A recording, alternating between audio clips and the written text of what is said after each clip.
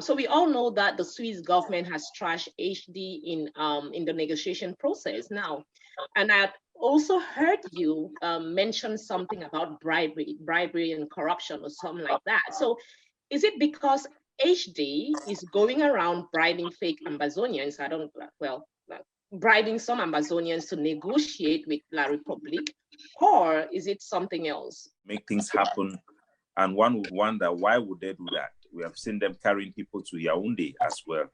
From my conversation with Dr. Success Kongo, which I have it on record, he also had claimed that he was brought to Yaoundé through a process that was facilitated by the HD. And one would question, how would the HD pull something like this off?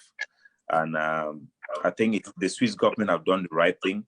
That is what most of the organizations have been demanding, including the Hague of C, that they should have a direct dealing with the Swiss government, not an institution. So we are very happy to see this. And I also want to congratulate myself and all those activists who have been heavily involved to expose what the HD have been doing. I think our investigation in the Yaoundé saga of Success Congo and General Nambere is what just break the camel's back. Because once the Switzerland government, their foreign department, they had this information that the HD has actually been involved in bringing Nambere and Dr. Success to Yaoundé. They had no choice.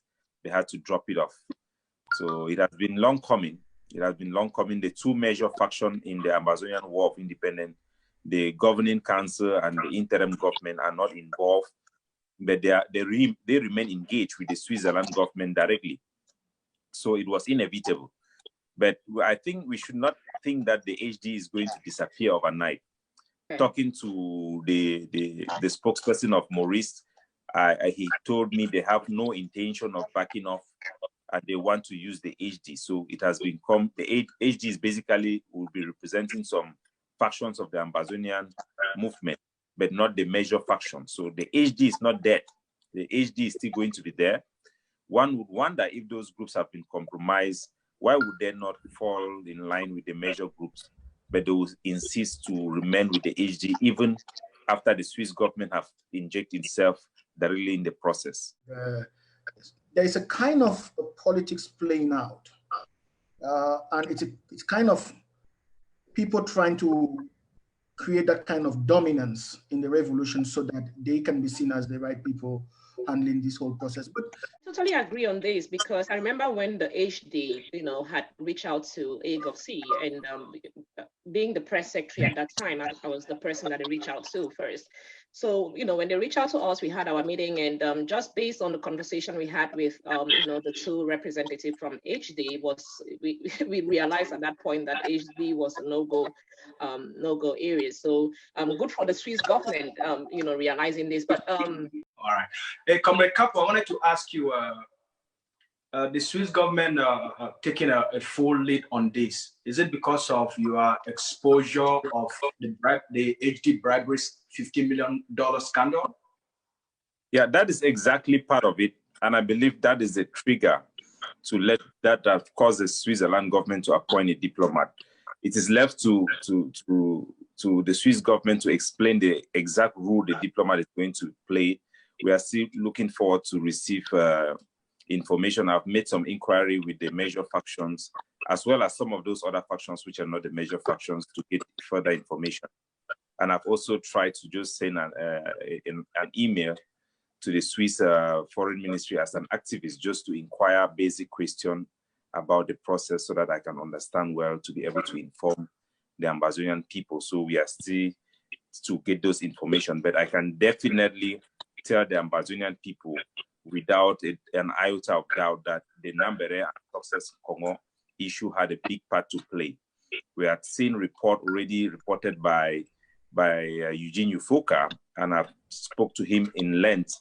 Those information was leaked to us by some European contacts that are also involved with the HD. Inside information that the HD was already on the ground, in ground zero, trying to get generals to talk to them. I've also actually had some generals, a single general anyway, who have spoken to me directly that he was reached out as well.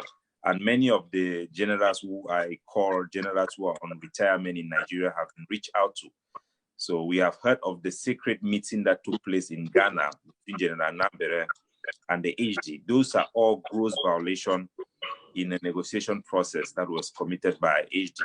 We have provided those information to the Hague of C and to the interim government to pass them to the Swiss government. We understand that from the speeches of Chairman Ayabacho Lucas that they were in direct correspondence with the Swiss Foreign Ministry, and we had sent those information. We hope that it had reached them. They told us they had also transmitted the same information. So without a doubt, the Success Congo and General Nambere incident was the final blow.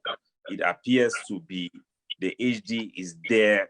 They probably have had their contracts already, and it involved like Republique du Cameroun factions in their succession struggle that is struggling to secure some contracts in the Douala seaport. There's a company, an investment company that has a conglomerate of Swiss and French company that is working behind the scene to make this happen. So there is a lot of bribery and corruption, but we are happy to tell the people that the integrity of the revolution still remains strong in the hands of Siseko Ayuk Tabi and Ayabacho Lucas, who remains on top of their game, and they're really protecting the integrity of the revolution. So without a doubt, Mr. Lucas Ashu, the Success Congo and General Nambere incident was the strike that broke the camel's back.